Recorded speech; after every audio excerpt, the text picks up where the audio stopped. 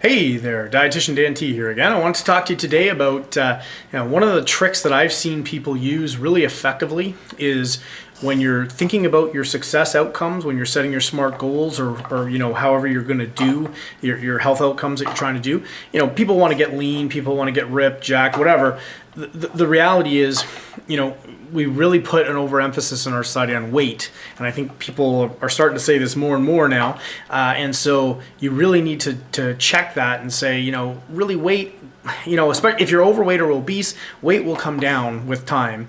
But what you really want to focus on more is composition of the body weight. So, without having a DEXA scanner or, some fancy contraption that you can do that with, a pool to be weighed in, you're not going to get a super accurate method of a measure of how much of your body weight is fat and how much of it's lean body mass, like bone and muscle, etc.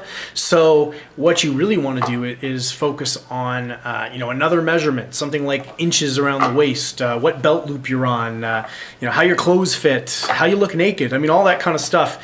It sounds really silly in third grade, but the reality is that's the stuff that really drives home, the right kind of change, the compositional change. Other measures you can use are performance driven, depending if that's what you want to do or not. But if you want to get stronger, then obviously you need to do things that you can measure strength in, sort of like a CrossFit kind of, venue or some sort of a starting strength program, whatever you're trying to do where you want to see performance boosts. And then obviously the fitness and the health will sort of come along with it within a certain reason. Obviously if you're overdoing it, that's not going to help you. But the other thing you need to think about is a behavior checklist, and this is absolutely key. I can't tell you how many people I've seen quit after a week or two of not necessarily getting the result they want. More often than not, it was weight, which maybe wouldn't fluctuate if you're working out at the same time as you're doing your caloric restriction or your carbohydrate restriction or whatever. You may not see a net weight loss because muscle weighs more than fat does. So if you're building muscle at the same time or concurrently, you're going to end up having a little bit more lean tissue, and that's going to kind of confound the weight. It'll at least look like you didn't lose as much as you expected, which can disappoint people and cause them to fly off the rails, sort of deal.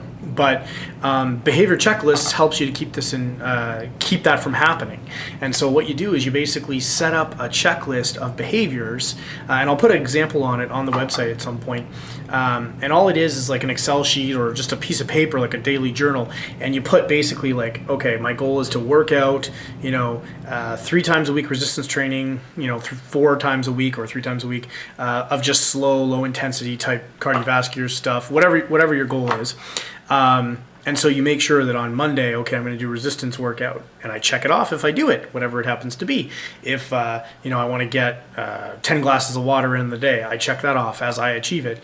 If I want to make sure that my portions are well controlled and I'm eating protein first in my meal, I check that off. If I'm trying to focus on keeping my carb intake below 100 grams or between 100 and 150 grams per day, whatever it is, and no refined carbs, every time I achieve that, no refined carbs, boom, everything was complex. No grains, no legumes, no refined sugar or any of that kind of stuff.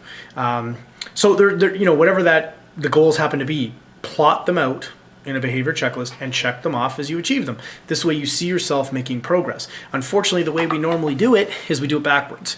We have people go out and try to do stuff. They come in, they weigh in or they measure in and they don't make their goal, and they say, oh, it didn't work out this week. And then we sit there and we try to figure out what went wrong.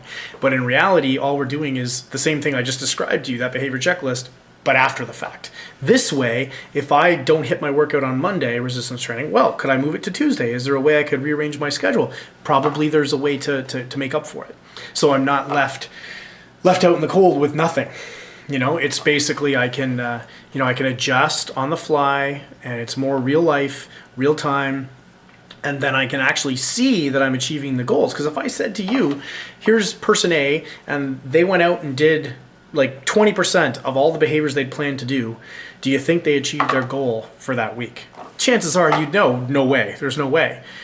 Person B went out and did 80% or 90% of the things they were supposed to do. Do you think they achieved their goal? Yeah, probably. There's a greater likelihood that they hit their goal. But we do that in reverse. But if you plot out the behaviors, you can make sure you're on your track for 80% or 90% or whatever you're trying to achieve.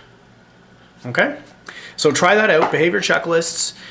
Make sure you're using a reasonable measurement like a waist circumference or performance or, strength gains, looking good naked, whatever your goal is. But try to shy away from the weight only.